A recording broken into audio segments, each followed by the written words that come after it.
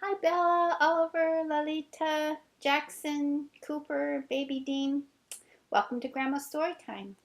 As you can see, I've checked out another book from the library, and today I'm going to uh, read to you Horton Hears a Who.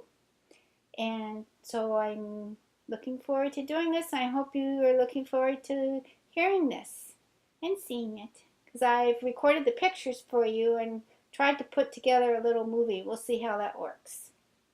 Love you lots. Let's do Horton.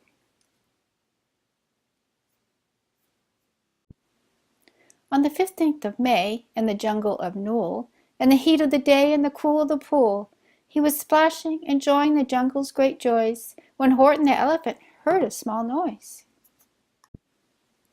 So Horton stopped splashing. He looked toward the sound. That's funny, thought Horton. There's no one around. Then he heard it again, just a very faint yelp, as if some tiny person was calling for help. I'll help you, said Horton, but who are you? Where? He looked and he looked. He could see nothing there, but a small speck of dust blowing past through the air. I say, murmured Horton, I never heard tell of a small speck of dust that is able to yell. So do you know what I think? Well, I think there must be someone on top of that small speck of dust. Some sort of creature of very small size, too small to be seen by elephant's eyes.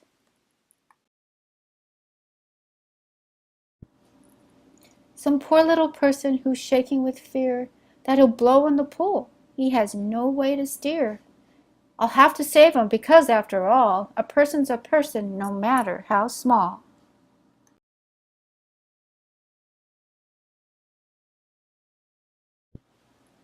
So gently and using the greatest of care, the elephant stretched his great trunk through the air, and he lifted the dust speck and carried it over and placed it down safe on a very soft clover.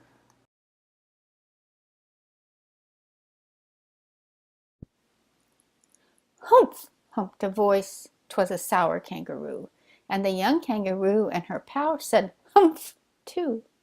Why, that speck is as small as the head of a pin. A person on that? Why, there never has been.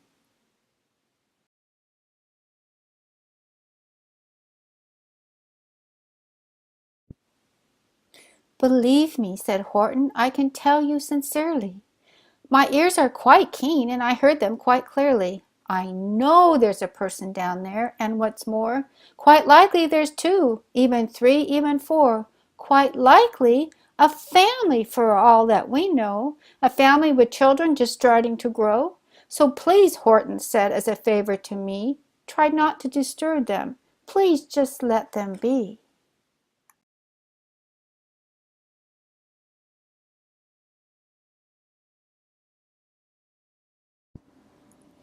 I think you're a fool, laughed the sour kangaroo, and the young kangaroo in her pouch said, Me too. You're the biggest blamed fool in the jungle of Nool. And the kangaroos plunged in the cool of the pool. What a terrible splashing, the elephant frowned. I can't let my very small persons get drowned. I've got to protect them. I'm bigger than they. So he plucked up the clover and hustled away. Through the high jungle treetops the news quickly spread. He talks to a speck of dust. He's out of his head. Just look at him walk away with that speck on that flower. And Horton walked, worrying almost an hour. Should I put the speck down? Horton thought with alarm. If I do, these small persons may come to great harm. I can't put it down, and I won't. After all, a person's a person, no matter how small. Then Horton stopped walking. The speck voice was talking. The voice was so faint he could just barely hear it. Speak up, please, said Horton. He put his ear near it. My friend, came the voice. You're a very fine friend. You've helped all us folks on this dust speck no end.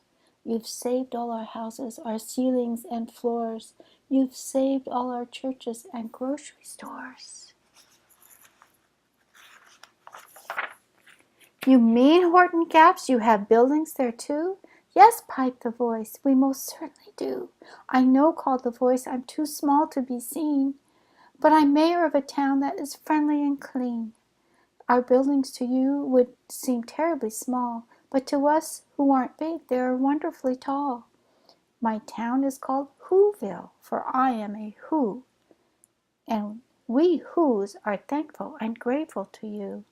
And Horton called back to the mayor of the town, You're safe now, don't worry, I won't let you down. But just as he spoke to the mayor of the speck, 3 big jungle monkeys climbed up Horton's neck. The Wickersham brothers came shouting, What rot! The elephant's talking to Whos who are not. There aren't any Whos, and they don't have a mayor, and we're going to stop all this nonsense, so there. They snatched Horton's clover, they carried it off to a black-bottomed eagle named Vladikoff, a mighty strong eagle with a very swift wing, and they said, Will you kindly get rid of this thing? And before the poor elephant even could speak, the eagle flew off with the flower in his beak.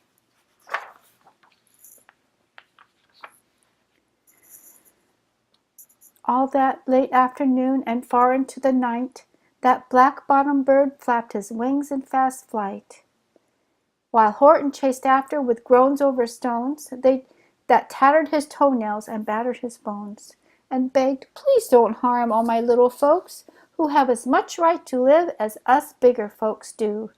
But far, far beyond him that eagle kept flapping, and over his shoulder called back, Quit your yapping. I'll fly the night through, I'm a bird, I don't mind it. And I'll hide this tomorrow where you'll never find it.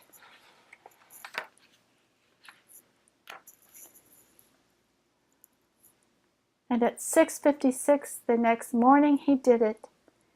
It sure was a terrible place that he hid it. He let that small clover drop somewhere inside of a great patch of clovers 100 miles wide. Find that, sneered the bird, but I think you will fail. And he left with a flip of his black-bottomed tail. Oh no! I'll find it, cried Horton. I'll find it or bust. I shall find my friends on my small speck of dust. And clover by clover by clover with care, he picked up and searched them and called, Are you there? But clover by clover by clover he found that the one that he sought for was just not around. And by noon poor old Horton, more dead than alive, had searched and picked up 9,005.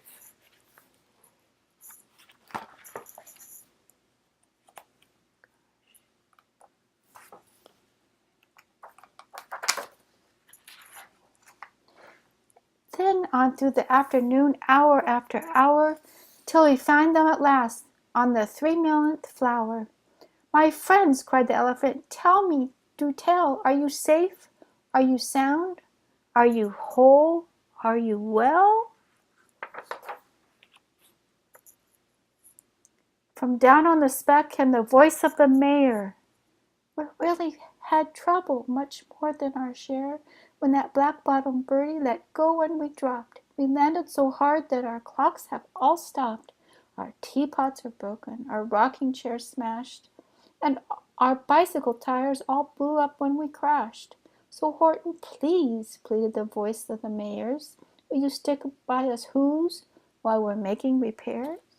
Of course, Horton answered, of course I will stick. I'll stick by you small folks through thin and through thick.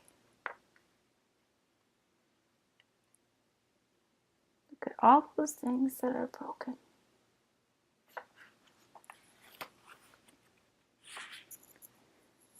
Humph, humped a voice. For almost 2 days you've run wild and insisted on chatting with persons who've never existed. Such carryings on in our peaceful jungle, we've had quite enough of your bellowing bungle. And I'm here to state, snapped the big kangaroo, that your silly nonsensical game is all through. And the young kangaroo in her pouch said, Me too.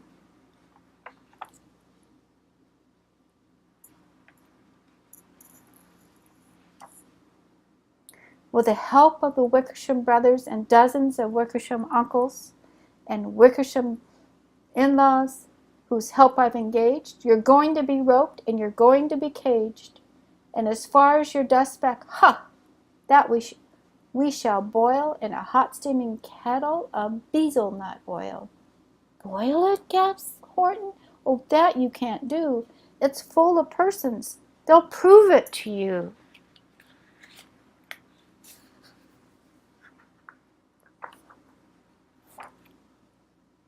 Mr. Mayor, Horton called. Mr. Mayor, you've got to prove now that you're really there. So call a big meeting, get everyone out. Make every who holler, make every who shout. Make every who scream. If you don't, every who is going to end up in a bezel nut stew.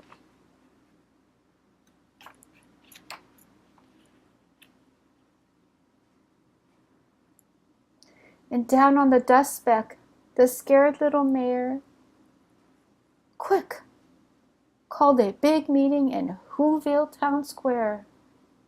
And his people cried loud, and they cried out in fear, "We're here! We are here! We are here! We are here!"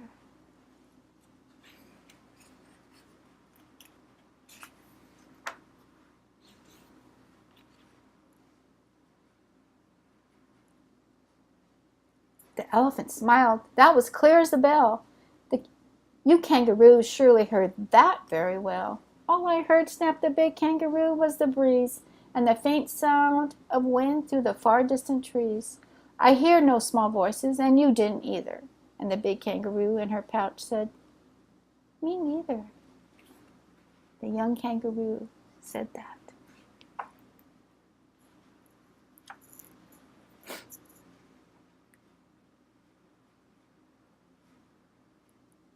"Grab him," they shouted, and cage the big dope. Lasso his stomach with 10 miles of rope. Tie the knots tight so he'll never shake loose. Then dunk that dumb speck in the bezel nut juice.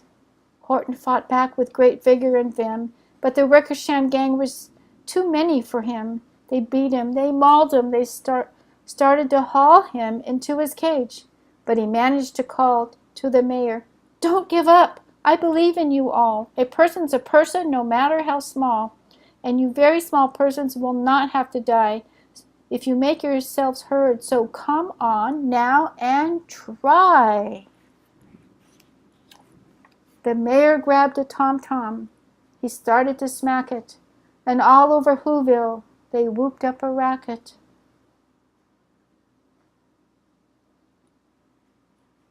They rattled tin kettles, they beat on brass pans, on garbage pails and tops and old cranberry cans. They blew up on bazookas and blasted great toots, and clarinets, oompas, and boompas, and flutes.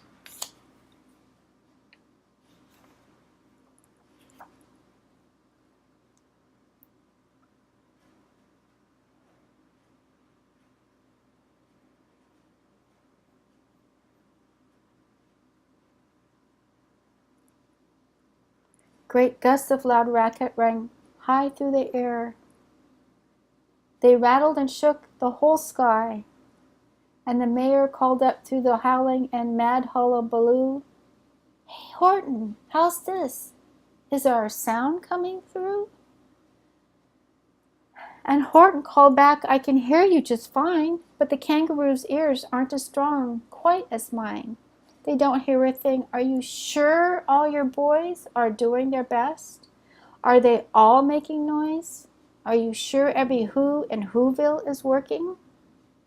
Quick, look through your town. Is there anyone shirking?"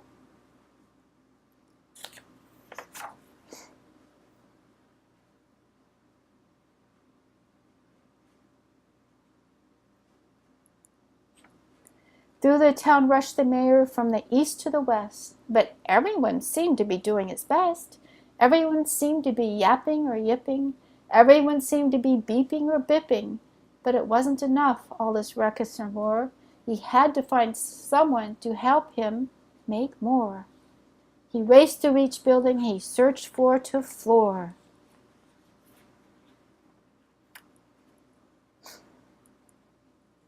And just as he felt he was getting nowhere, and almost about to give up in despair, he suddenly burst through a door, and that mayor discovered one shirker, quite hidden away in the Fairfax apartments, apartment 12J, a very small shirker named Jojo, was just standing and bouncing a yo-yo, not making a sound, not a yip, not a chirp. And the mayor rushed inside and grabbed that young twerp.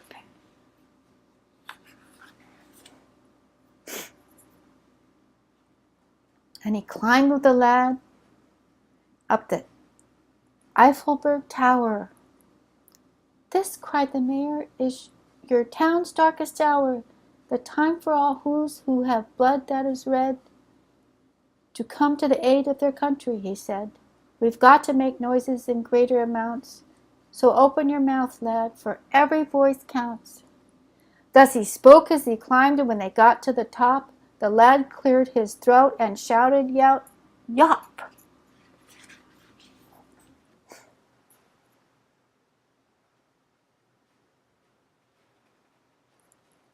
And that yop, that one small extra yop, put it over.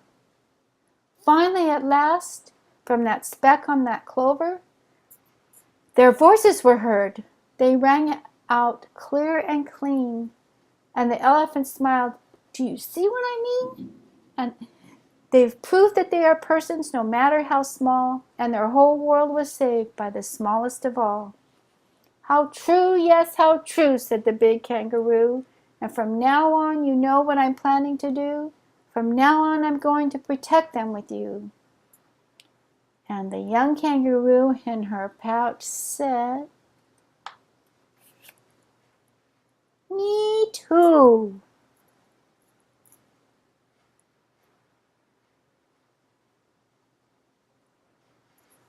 From sun in the summer, from rain when it's fallish, I'm going to protect them, no matter how smallish.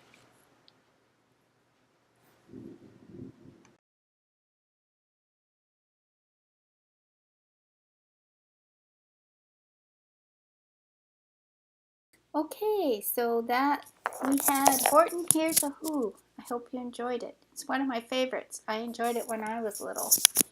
So until next time, love you lots. Bye for now.